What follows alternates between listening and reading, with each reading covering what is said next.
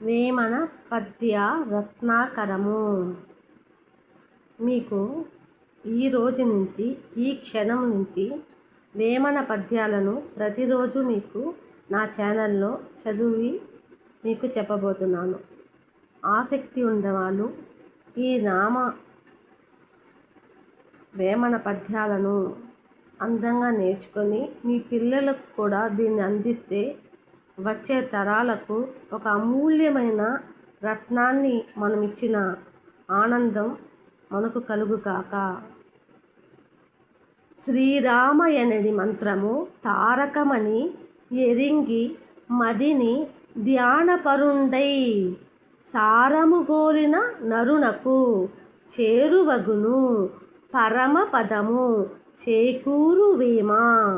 అంటే ఏమిటంటే అర్థం, శ్రీరామ అనునది ధరింపచేయు మంత్రము. దానిని మనసులో ధ్యానించిన ఎడల ముక్తి తప్పక లభించును. వేమన ఏమన్నారంటే, శ్రీరామ అనే నామం మించింది ఈ భారతదేశంలో అంతటి తీయటి నామాన్ని మనం ఎప్పటికీ మరవరాని మంత్రము శ్రీరామ మంత్రము. ఆ మంత్రాన్ని ఎప్పుడు ఎల్లవేళలా స్మరించటం వల్ల అన్ని సిరులు మనకు చేకూరుగాక అని ఆ వేమన మనకి తాత్పర్య రూపంలో మనకి చెప్పాడు. నెక్స్ట్, శ్రీ యన మంగళ దేవత. శ్రీ యనగా విష్ణుపత్ని సిరి సంపదయున్. శ్రీ యనడి మూల శక్తిని శ్రీ యని వర్ణింపు మెప్పుడు స్థిరమతి వేమ.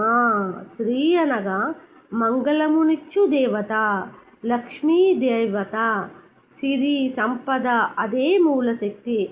దానిని నెప్పుడును స్తుతింపుము. అంటే ఏమంటున్నాడంటే వేమన, శ్రీరామ, శ్రీ అనే పదం ఎంత గొప్పదంటే, శ్రీ శ్రీ శ్రీ శ్రీ అని చెప్పగానే మనకి ఎన్ని శుభాలు కలుగుతున్నాయి అనేది వేమన ఈ పద్యంలో వివరించారు. శ్రీ అంటే మంగళకరమైనది, శ్రీ అంటే విష్ణుపత్ని, శ్రీ అంటే మూలాశక్తి, శ్రీ అంటే సిరి సంపదలు. ఇదే వేమన ఈ పద్యంలో మనకి వివరంగా తెలియపరిచారు. అందువల్ల ఈ రెండు పద్యాలను ప్రతిరోజు మీరు చదవటం వల్ల అన్ని సిరులు మీకు కలుగుగాక.